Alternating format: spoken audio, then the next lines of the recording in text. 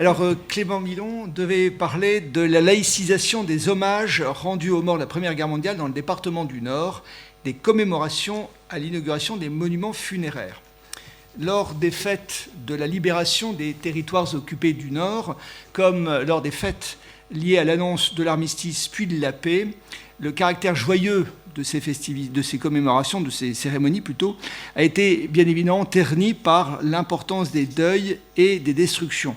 On est à proximité des champs de bataille, et puis les populations occupées, Serge Barcellini l'a rappelé ce matin, ont subi des occupations très dures, et ça a entraîné une forte mortalité, y compris chez les civils.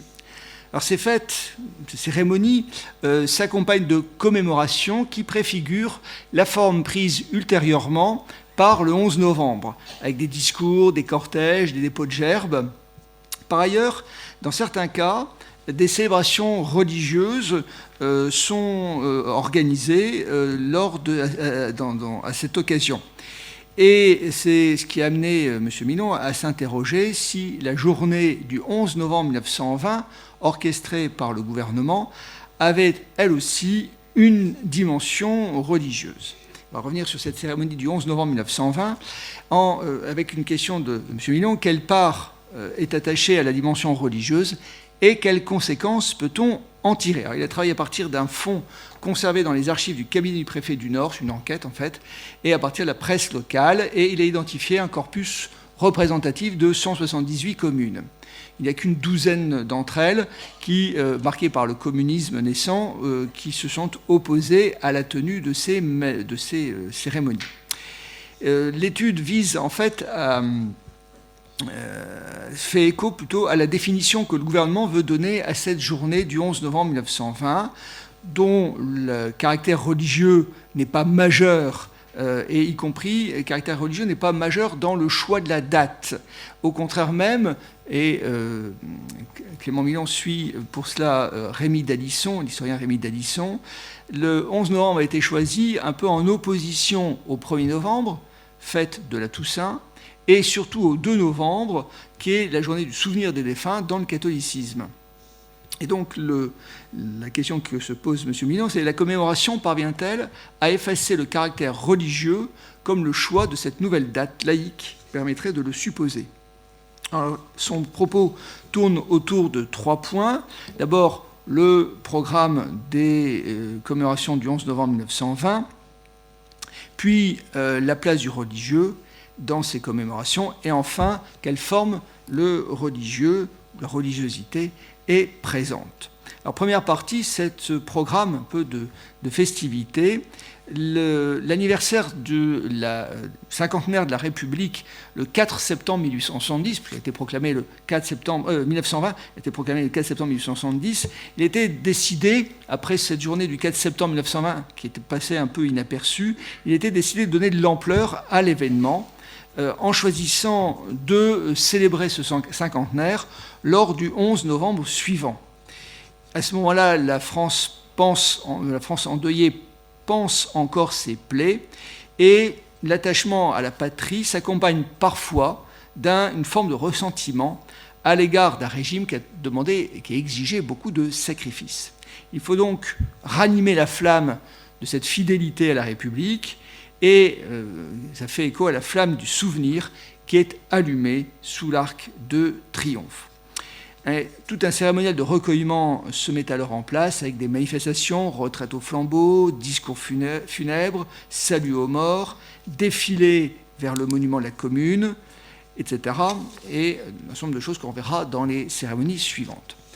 Donc le 11 novembre 1920 est choisi à la fois pour honorer les morts de la Grande Guerre et pour célébrer la République. C'est l'idée d'ailleurs de la loi du 1er septembre 1920 qui dispose que le 11 novembre doit être une journée fériée.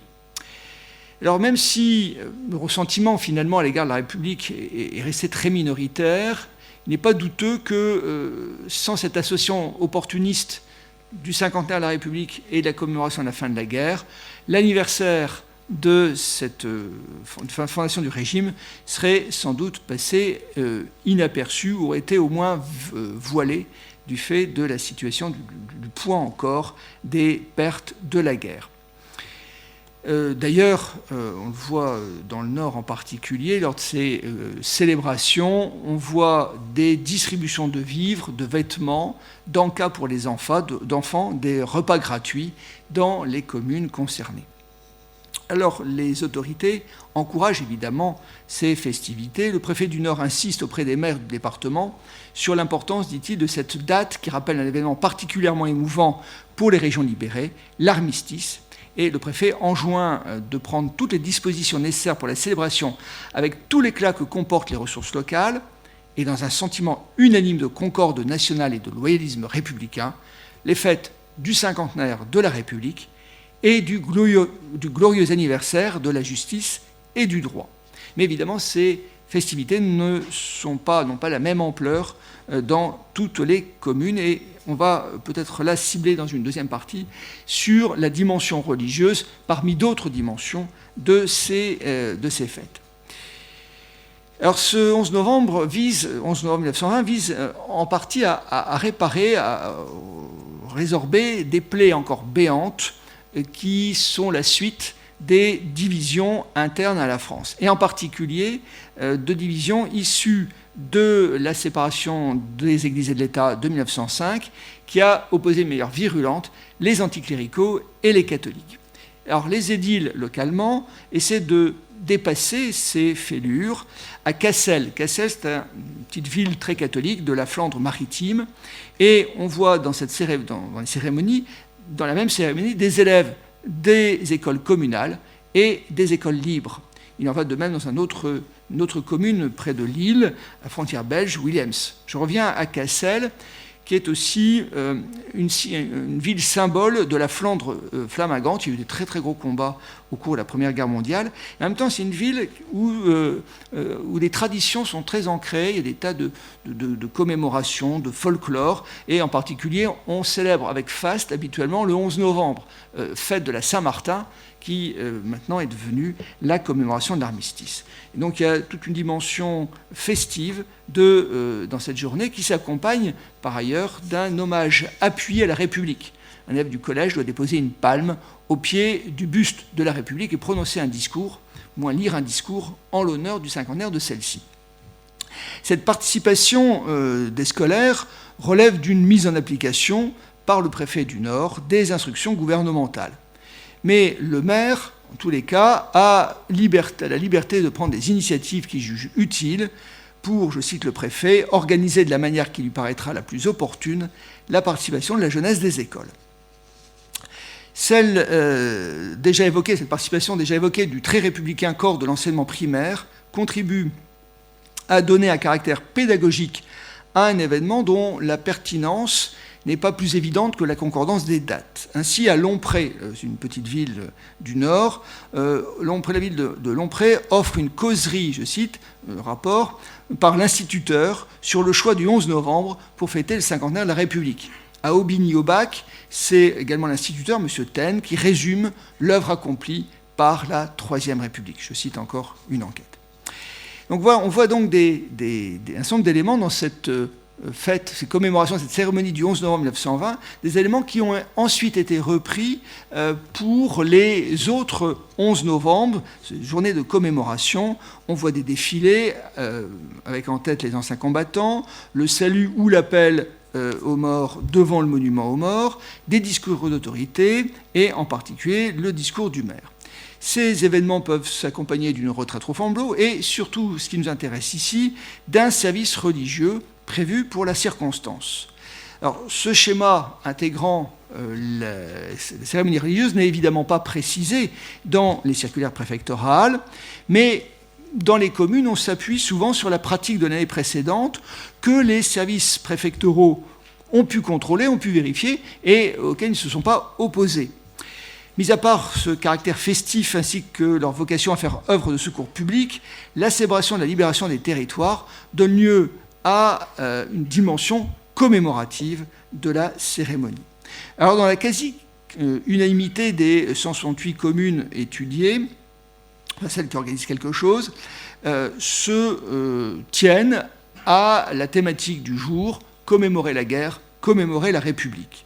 164 d'entre elles associent les deux éléments avec une cérémonie à la Grande Guerre et puis une évocation de la République.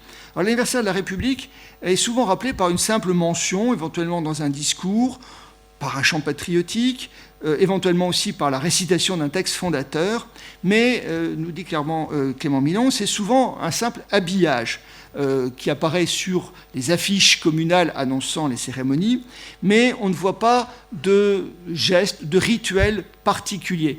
Ainsi, dans la majorité des cas, on voit comment la date de la fondation de la République est rappelée sans qu'il y ait d'autre chose à ce sujet. Peu de causeries, on a évoqué celle de l'instituteur de Lompré, par exemple, mais c'est très rare. Des plantations d'arbres de la liberté sont ultra minoritaires, pourtant c'est une cérémonie très républicaine. On a seulement 13 communes qui pratiquent ces plantations d'arbres de la liberté, c'est-à-dire 7% des communes concernées. Alors peut-être faut-il voir là un effet des souffrances vécues dans le département occupé pendant la guerre, et les plaies sont sans doute encore à vif. À Kérenin, il est par exemple rendu hommage aux 21 habitants qui ont été fusillés par les Allemands le 24 août 1914, à partir des atrocités allemandes de l'été 14, ainsi qu'aux 20 personnes, toujours de la commune, qui sont décédées lors de leur évacuation. Et donc le poids des commémorations pèse davantage encore que la célébration de la République. Alors venons peut-être dans une troisième et dernière partie sur les traces concrètes de religion dans les commémorations. Dans la plupart des cas, dans 93% des cas, il y a un défilé, une retraite au flambeau, ou un cortège, ou une réunion du souvenir, c'est-à-dire vraiment un déplacement à caractère commémoratif. Dans les 3/4 des communes, 127 cas, il y a aussi un aspect plus festif, avec un bal, un concert, une production de la fanfare, une séance de cinéma, un événement sportif, ou même l'organisation de jeux. Mais dans un tiers des communes, le tropisme religieux apparaît. On est dans un département où la pratique religieuse catholique est encore très élevée, et ce tropisme religieux reste affirmé dans les commémorations. On y trouve notamment la célébration d'obit, c'est-à-dire de service religieux anniversaire pour l'âme des défunts, une célébration traditionnelle catholique qu'on retrouve à Rumgy ou à Mouchin, ou encore à Steenwerk. À Steenwerk, un obit solennel a été demandé par la municipalité, note-t-on dans les archives. Mais sans que cela soit forcément demandé ou encouragé, le clergé apporte ainsi sa contribution à cette organisation nouvelle, d'une nouvelle journée, la journée du 11 novembre. Et cette contribution prend la forme très généralement de la célébration d'une messe, d'un service religieux, plus rarement d'une sonnerie de cloche de l'église locale. La sonnerie de cloche n'est pas une spécificité religieuse, puisque à Valenciennes, Jeanne de Flandre, la cloche du beffroi, fait retentir la fierté de la cité. Ne sont mentionnés dans ces exemples et ces statistiques que les participations qui sont intégrées officiellement au programme. Peut-être d'autres situations où, justement, il serait intéressant de pouvoir voir lesquelles n'ont pas cité, n'ont pas évoqué officiellement les cérémonies religieuses qui auraient pu avoir lieu complètement en parallèle. À titre de comparaison, les aspects non religieux de cette journée du 11 novembre ne sont pas toujours tellement plus représentés. Ainsi, la question des illuminations, qui sont pourtant encouragées par les circulaires ministériels, sont rarement réalisées. On n'en a que la moitié des communes seulement prévoient d'illuminer le village ou les rues du village, ou de pavoiser les rues et les bâtiments officiels, que ce soit des illuminations ou un pavoisement organisé par la commune elle-même ou par les habitants. Et encore, dans certains cas, lorsqu'il s'agit des habitants, il s'agit simplement d'un encouragement de la part du conseil municipal et non d'une obligation. Ce phénomène n'est donc pas à interpréter de la même manière que la participation avérée officielle des représentants du culte à une cérémonie par ailleurs officielle. Alors ces traces religieuses sont intéressantes car elles montrent d'abord la coopération, j'allais dire la collaboration entre les représentants de l'Église catholique et de l'État pour cette journée, en faveur aussi en souvenir aussi de la fondation de la République. Et cela va dans les deux sens. D'une part, des ecclésiastiques contribuent à des initiatives. Dans d'autres cas, ce sont les autorités civiles qui sollicitent le concours des autorités religieuses. Dans le premier cas, des édiles peuvent suivre l'initiative du curé. À l'écluse, la commune accepte l'invitation faite par le curé d'assister à la messe célébrée en ce jour. À Neufménil, un service religieux est offert par monsieur le curé, comme rappelle l'enquête préfectorale. Dans le deuxième cas, ce sont les autorités communales qui sollicitent la dimension religieuse. À Quilhem, la messe est suivie de la bénédiction par le clergé local du monument aux morts. À Colleray, le clergé marche en tête du cortège orchestré par la municipalité pour l'occasion.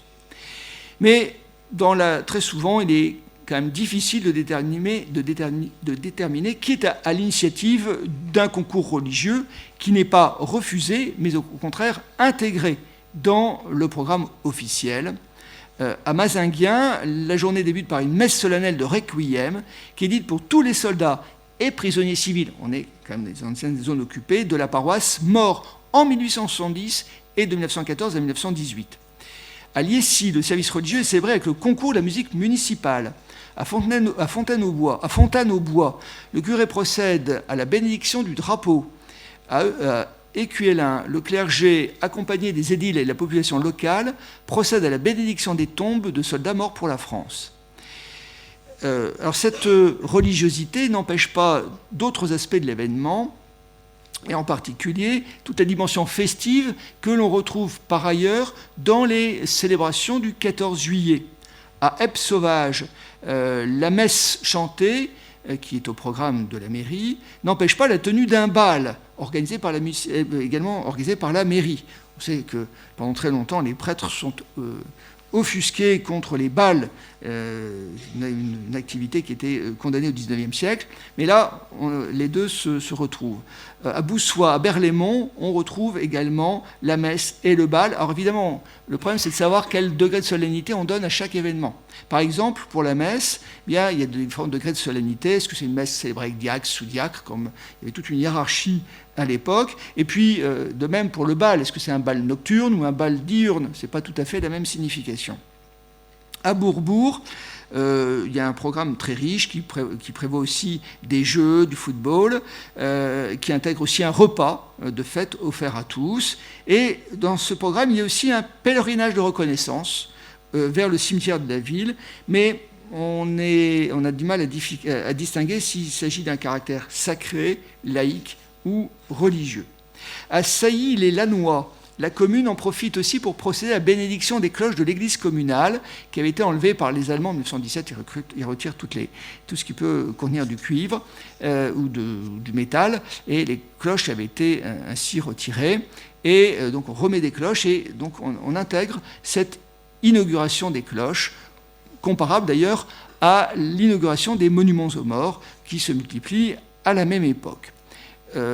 Évidemment, dans le cas des cloches, il y a un caractère éminemment religieux qui est intéressant à noter dans cette cérémonie globalement laïque.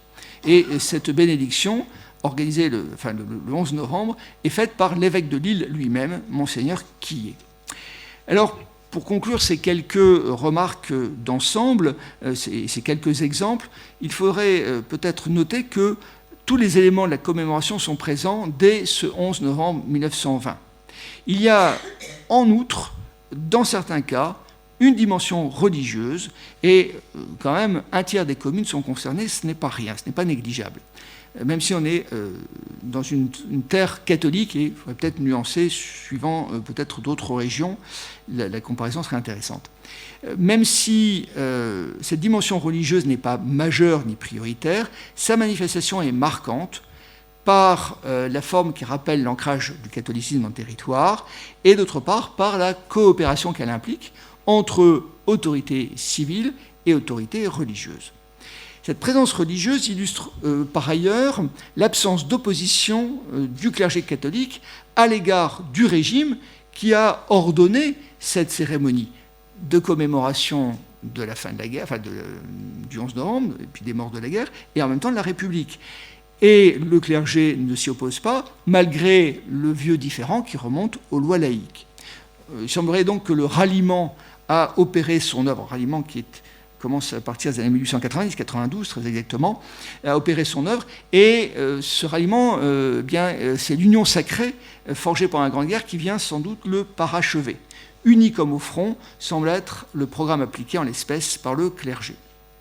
L'inauguration au cours des années 1920 de monuments aux morts communaux offre de même des exemples d'imbrication des caractères religieux et laïques.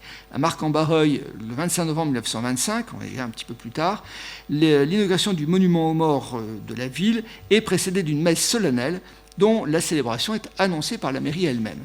Cette dernière semble d'ailleurs encourager la présence des Marquois à cette célébration en soulignant que le chanoine y prononcera un sermon patriotique. On rejoint cette convergence entre la foi en Dieu et la foi en la patrie. Alors, au nom de M. Milon, je vous remercie de votre attention. Je vous remercie beaucoup de l'avoir remplacé. Et par contre, l'exposé nous interpelle à partir d'une série d'exemples particuliers. Mais je pense que dans certains territoires, par exemple en Vendée, ça ne s'est pas passé tout à fait comme ça.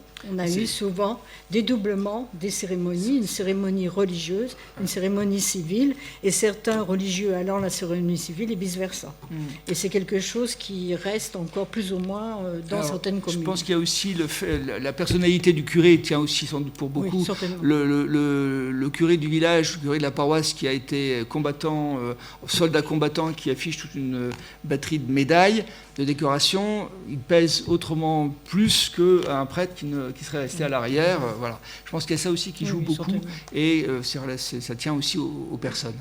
Ouais, bon, mais ça méritait effectivement des comparaisons, des études de cas.